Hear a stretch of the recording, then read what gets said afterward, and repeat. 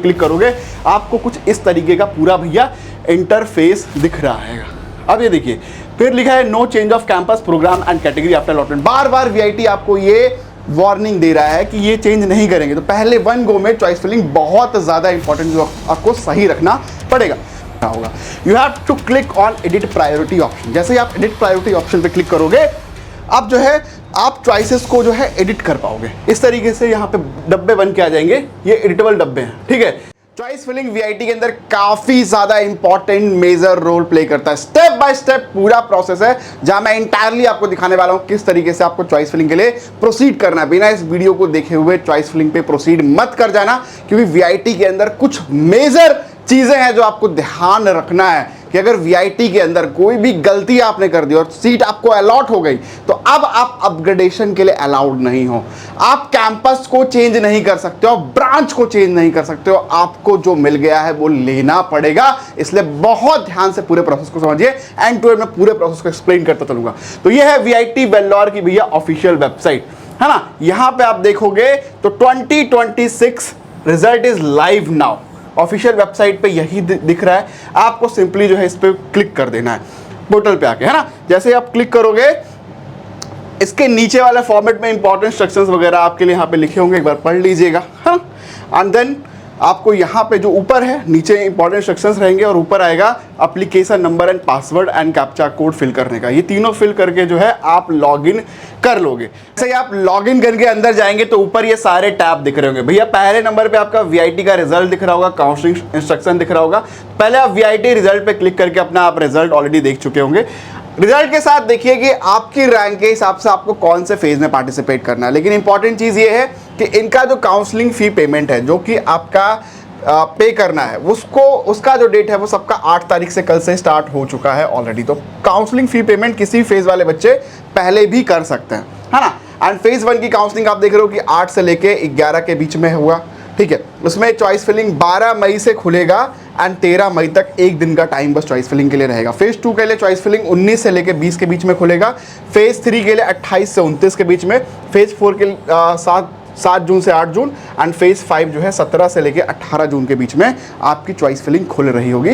But counselling fee payment है वो पहले करना होगा। अभी क्या काउंसलिंग फी पेमेंट होता है, उसके बाद जो है advance fee payment, balance fee payment, ये तो सीट अलॉटमेंट के बाद का प्रोसेस है। अगर सीट अलॉट हो जाती है तो उसके बाद आप जो है एडवांस फी पेमेंट करोगे और बैलेंस फी पेमेंट जो है उसके लिए अलग से ये लोग टाइम देते हैं फाइनल फी पेमेंट के लिए, है ना। तो ये टाइम लाइन्स इसके लिए होती है। अब जरा ध्यान से देख लीजिए कि आगे चीज़ें किस तरीके से काम कर रही होती हैं, ठीक है। इसके बाद आप सीधा जाएंगे काउंसलिंग फी पे, है ना। तो जैसे ही आप काउंसलिंग फी पे क्लिक करोगे, ये प्रोसेस है, काउंसलिंग फी पे क्लिक करोगे तो यहाँ पे ये सारे इंस्ट्रक्शंस आपको दिख रहे होंगे।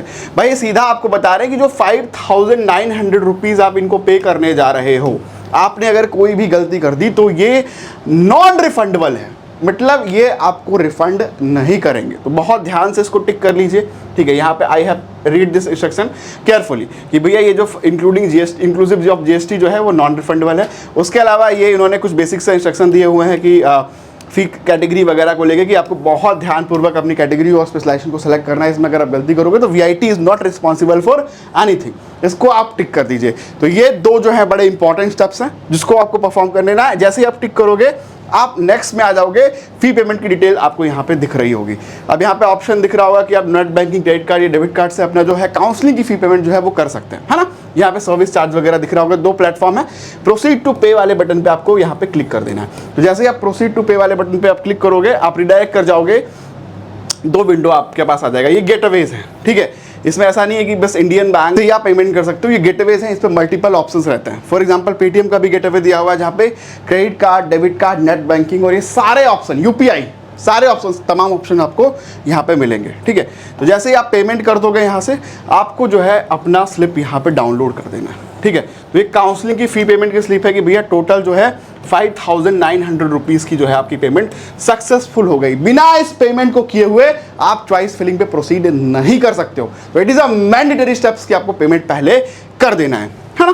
तो ये पेमेंट डन हो चुका है। अब क्या करोगे ना, इसके बाद आप जो है चॉइस फिलिंग करोगे। वीआईटी की चॉइस फिलिंग बहुत ज़्यादा इंपॉर्टेंट होती है क्योंकि वीआईटी डिस्क्लोज नहीं करता है भैया कितनी रैंक तक आपको अलॉटमेंट आएगा। हम कैसे हेल्प कर सकते हैं? लगातार यार पिछले 8-10 सालों से वीआईटी के ऊपर हम लोग काम कर रहे हैं। हजार बच्चे देखो यार वीआईटी के अंदर हम लोगों को देखते हैं, तो बहुत सारे बच्चों का स्पेसिफिक डेटा हमारे पास है कि लास्ट अलॉटमेंट कैटेगरी वाइज उनको कहाँ तक अलॉट हुआ है। 45,000 रैंक थी तो बच्चे को क्या मिला है ना, 40,000 पे क्या मिला है। ये जो कट ऑफ आप बाहर देख रहे हो ये इरेलीवेंट स्टैट्स हैं जिन्होंने पिछले 5 साल से वही कट ऑफ को यूज कर रहे हैं। तो हमारे पास एग्जैक्ट रेलेवेंट डेटा होगा आपके लिए, तो ये बहुत ज्यादा इंपॉर्टेंट होगा। अगर एक गलती चॉइस फिलिंग के अंदर होगी तो कैटेगरी 2 या कैटेगरी 3 में जो सीट मिल सकती थी वो सीट अब जो है आपको कैटेगरी 4 या 5 में मिल रही होगी। फेज 1 के अंदर अगर आप चूक गए तो फेज 2 में आपके लिए उतना ही चैलेंजिंग हो जाएगा। तो इस सब चीजों का बहुत तरीके से आपको जो है ध्यान रखना पड़ेगा अपनी काउंसलिंग की चॉइस फिलिंग करते हुए। एंड इसके रिगार्डिंग अगर आपको कोई भी हेल्प चाहिए तो डेफिनेटली आप क्या करिए, गूगल पे जाइए एंड सर्च करिए करियर कनेक्ट सर्विसेज। गूगल पे जैसे आप सर्च करोगे हमारी ऑफिशियल वेबसाइट मिल जाएगी आपको, हालांकि मैं इसका लिंक भी डिस्क्रिप्शन में दे दूंगा आपके इजी के लिए। सर्विसेज टैब पे जाइए, है ना, और सर्विसेज टैब पे जाके हमारा इंजीनियरिंग सेक्शन के अंदर बहुत ही बेसिक सा प्लान है यार, ऑल इन वन 799 वाला पैकेज। इसके अंदर फायदे क्या है कि पहले तो रैंक बेस एनालिसिस कर देंगे। आप जैसे इसको लोगे ना 799 वाले प्लान को आप एनरोल करोगे, आपको सीधा जो है एक गूगल फॉर्म मिलेगा, उसको आप फिल करोगे, उसमें अपनी रैंक डालोगे। उसके बाद क्या होगा कि with in 24 hours of payment you will get a all India chances. इसमें वीआईटी का एग्जैक्ट प्रेडिक्शन आपको देंगे आपकी रैंक पे कि भैया आपके लिए वीआईटी में क्या क्या ब्रांचेस, क्या क्या ऑप्शन और कौन कौन सी कैटेगरी के अंदर चीजें अवेलेबल है। ये बहुत ज्यादा इंपॉर्टेंट हो जाएगा, इसके बेस पे ये चांसेस होंगे। इसके बाद आपको वीआईटी की चॉइस फिलिंग भी अलग से मिलेगी, ठीक है। तो वीआईटी की चॉइस फिलिंग भी मिलेगी, नॉट ओनली जस्ट वीआईटी, जितनी भी काउंसलिंग इसके अंदर कवर है उन सबकी चॉइस फिलिंग भी आपको डेफिनेटली मिलेगा। और ये एग्जैक्ट डेटा पे बेस्ड होगा जो हमारे अपने स्टूडेंट्स लास्ट ईयर इनरोल हैं। तो अगर आप गलती नहीं करना चाहते हो तो डेफिनेटली इस प्लान के अंदर इनरोल हो जाइए। लिंक मैं डिस्क्रिप्शन में दे दूंगा और नंबर भी शो हो रहा है, जहाँ पे टीम से भी बात कर सकते हैं। अगर पेमेंट रिलेटेड कोई इशू है, अगर कोई दिक्कत आ रही है तो डेफिनेटली हमारे नंबर्स यहाँ पे अवेलेबल रहता है। अब चलिए फटाफट से आगे बढ़ जाते हैं और फर्दर स्टेप से बात कर लेते हैं। तो ये सारा डेटा यार हमारे पास है जिससे हम हेल्प करते हैं। अब चॉइस फिलिंग किस तरीके से करनी है, किस तरीके से पूरा प्रोसेस रहता है, उस पर फर्दर जो है चीज़ों को लेके चलते हैं, ठीक है। सबसे इंपॉर्टेंट चीज़ भैया देख लीजिए, स्टार्ट करने से पहले मैं बता देता हूँ, once the seat is allotted program campus and category can not be change. ये वीआईटी वेल्लोर का ऑफिशियल स्टेटमेंट है जिसे वीआईटी वेल्लोर ने खुद दिया हुआ है, ठीक है। तो इस चीज़ का बिल्कुल ध्यान रखिएगा कि एक ही बार के अंदर बेस्ट सिलेक्शन करना है, तो बहुत ज़्यादा इंपॉर्टेंट वो चीज़ रहती है। अब step by step choice filling को स्टार्ट करते हैं, किस तरीके से आपको चॉइस फिलिंग परफॉर्म करना है। तो देखिए, जैसे ही आपका पेमेंट वाला प्रोसेस कंप्लीट हो जाएगा, यहाँ पे काउंसलिंग फी डन हो चुका है। अब यहाँ पे आप जाओगे चॉइस फिलिंग वाले पोर्टल पे। तो जैसे ही आप चॉइस फिलिंग वाले पोर्टल पे क्लिक करोगे, आपको कुछ इस तरीके का पूरा भैया इंटरफेस दिख रहा है।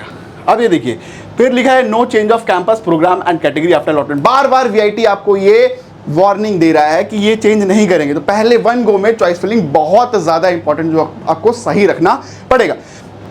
अब यहाँ पे देखिए कुछ टैब्स दिख रहे होंगे, प्रोग्राम दिख रहा है, कैंपस दिख रहा है, ब्रांच दिख रही है एंड फी कैटेगरी बहुत ज़्यादा इंपॉर्टेंट।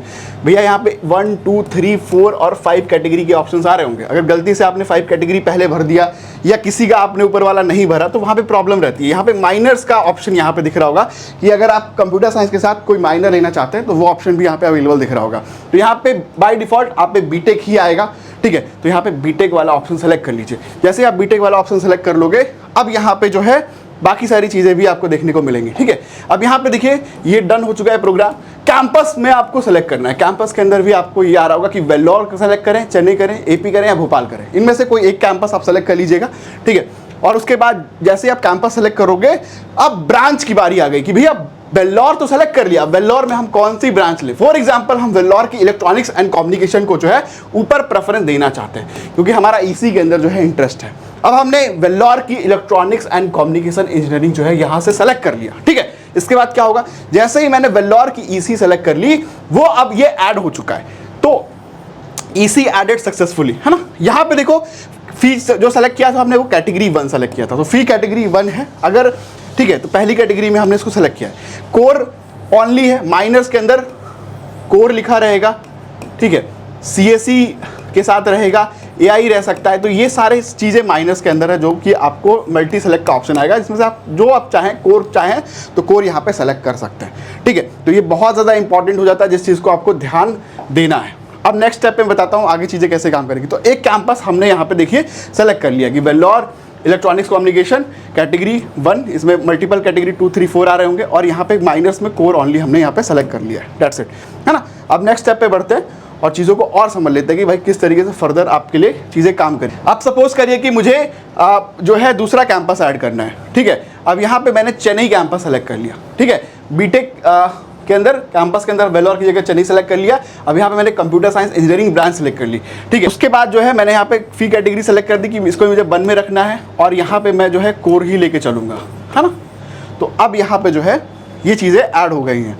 अब देखो सेकंड वाला ऑप्शन भी आ गया है, मेरी प्रायोरिटी में एक ऑप्शन 2 ऑप्शन भी हो चुका है कि चेन्नई कैंपस में सीएसई मैंने ऐड कर दी है, एंड यहाँ पे फी कैटेगरी 1 है जिसकी फीस 2 लाख के आसपास है, और यहाँ पे मैं कोर ओनली लेके चल रहा हूँ। अब यहाँ पे देखो अगर मैं चाहूँ तो किसी को डिलीट भी कर सकता हूँ। इसी सीक्वेंस में मैं कुछ और ऑप्शंस भी ऐड करना चाहता हूँ, तो मैं और ऑप्शंस भी यहाँ पे ऐड कर सकता हूँ कि भैया मैंने वेल्लोर की इसी सबसे पहले रखी, उसके बाद चेन्नई की सीएसई रखी, उसके बाद एपी के लिए मैंने सीएसई साइबर सिक्योरिटी रखी, और यहाँ पे देखो मैंने जो है माइनर्स में रोबोटिक्स वाला ऑप्शन सेलेक्ट कर लिया। तो माइनर्स के अंदर यू सेलेक्ट ऑप्शन, जैसे कोर भी मैं सेलेक्ट कर सकता था यहाँ पे, बट यहाँ पे रोबोटिक्स का ऑप्शन है।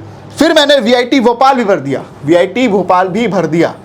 ये डेमो के लिए बता रहा हूँ, ये ऐसा नहीं भर देना है, ये कंप्लीटली रॉन्ग सीक्वेंस हो जाएगा, मैं बस डेमो के लिए आपको बता रहा हूँ। तो यहाँ पे वीआईटी भोपाल की सीएसई मैंने भर दी, और यहाँ पे भी मैंने फीस कैटेगरी क्या रखी 1, जिसकी फीस सबसे कम होती है, और यहाँ पे मैंने कोर ओनली सेलेक्ट किया है। तो अब मैंने 1, 2, 3, 4 ऑप्शन जो है यहाँ पे सेलेक्ट कर लिया। मुझसे कोई गलती अगर हो जाती है तो उसको मैं रिकरेक्ट कैसे करूँगा, ठीक है। तो यहाँ पे भैया बहुत इंपॉर्टेंट चीज़ है कि एडिट प्रायोरिटी का ऑप्शन यहाँ पे कोने पे दिख रहा होगा। You have to click on edit priority option. जैसे ही आप एडिट प्रायोरिटी ऑप्शन पे क्लिक करोगे, अब जो है आप चॉइसेस को जो है एडिट कर पाओगे। इस तरीके से यहाँ पे डब्बे बन के आ जाएंगे, ये एडिटेबल डब्बे हैं, ठीक है। इसको आप जो है एडिट अच्छे से कर सकते हो। इसमें सीक्वेंस चेंज कर सकते हो, इसको ऊपर नीचे करने वाला प्रोसेस के अंदर नहीं है, इसमें सीक्वेंस को ही चेंज किया जा सकता है वीआईटी वेल्लोर के अंदर। उस चीज़ का आपको ध्यान देना है ना।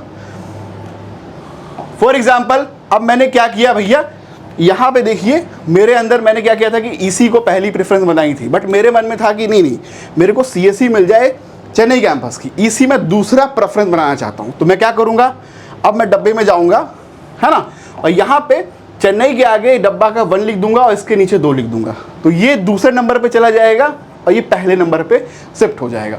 तो ये शिफ्टिंग हो जाती है। तो इस तरीके से जो है अब मैं चॉइस फिलिंग को अपने करेक्ट कर लूँगा। तो यहाँ पे एक बार मैं करेक्टेड चॉइस फिलिंग भी आपको दिखा देता हूँ। तो यहाँ पे जो है चॉइस फिलिंग करेक्ट हो जाएगा अपना टोटल।